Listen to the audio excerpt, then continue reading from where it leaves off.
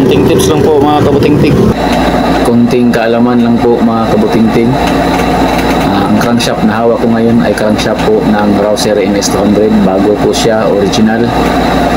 Bago nga pala natin ikabit yung ating crankshaft sa ating crankcase, siguraduhin muna natin na may lumalabas na oil dyan.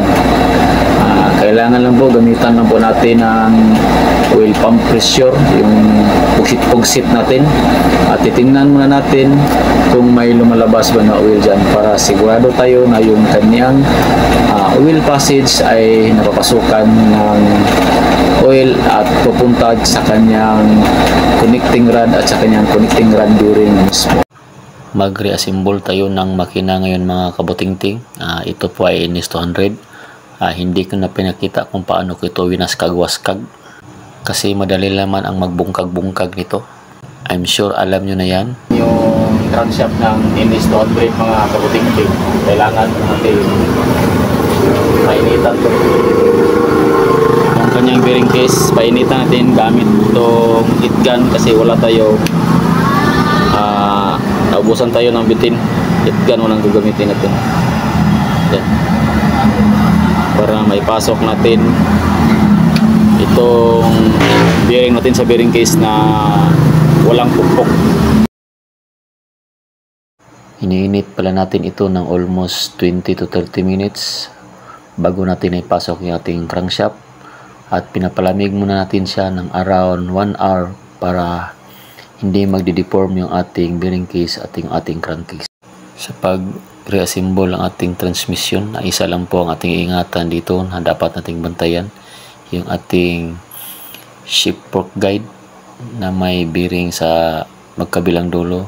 Kailangan po pumasok yung spring ng tama para pag nag-change gear tayo, smooth yung ating change gearing. Pasok ito ng gusto dito.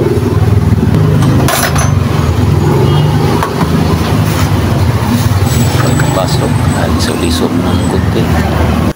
Pagkatapos nating may pasok yung transmission, yung balancer naman ang ipapasok natin.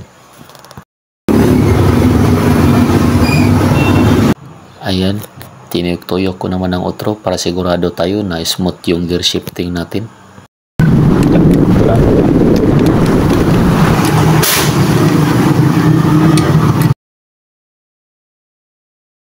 Bali, 10 po yung bolt na nasa labas at 4 po yung bolt na nasa loob ng ating crankcase. Bali, 14 po lahat ng bolt na hinihigpitan natin. Pagkatapos ng ating transmission, bali, inuna po natin ni-reassemble yung ating clutch housing side. Kailangan kapag nag-fit ka ng clutch housing mo, kailangan tingnan mo ito mga kabutingting. Yung kanyang oil pump gear at saka yung kanyang pinion. Nasa tama. Huwag mong kapag naglagay ka dito, kapag hindi to naka-align, hindi to papasok, kailangan naka-align dito. Wala namang problema, wala namang timing yung kanyang pinion gear at saka yung kanyang clutch housing. Pasok mo lang diretso.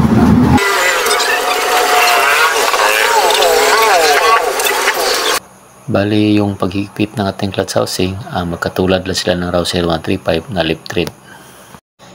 Dito sa ating flywheel side, kapag nag-reassemble tayo, ito yung masila na parte ng motor na ito dahil nandito yung ating balancer gear at ang kanyang balancer driven gear na dapat kailangan yung kanyang timing mark ay magkatugma. Ito yung kanyang timing mga kaputingting, no?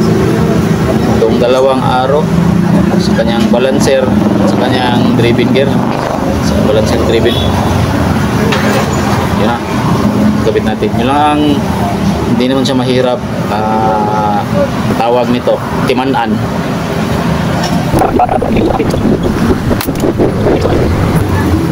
So yung balisikan 72. 72. Ito po mga kabutingting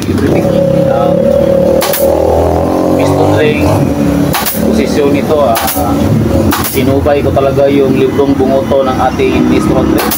Ito yung piston ring posisyon niya galing sa kumpanya.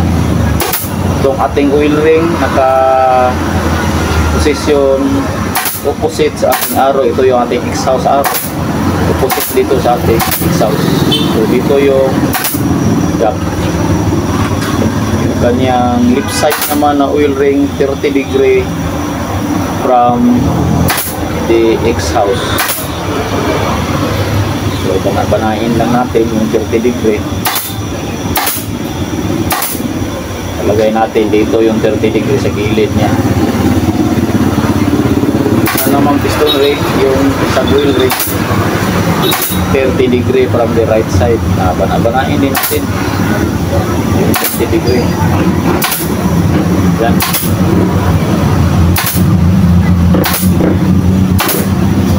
Na 30 degree, 30 degree yung kanyang second ring. Opposite siya ng ating exhaust. Dito siya sa ibabaw. Yan po ang kanyang piston ring position.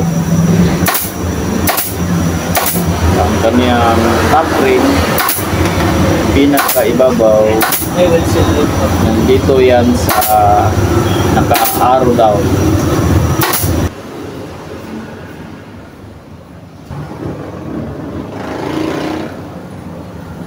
Ang timing pala ng kanyang sprocket cam gear ay katulad lang ng Rouser 135. 4 valve pero single overhead cam. Time niya ganito rin. Naka-label itong dalawa. Tapos ang top dead center 30. Naka-timing dito sa gitna.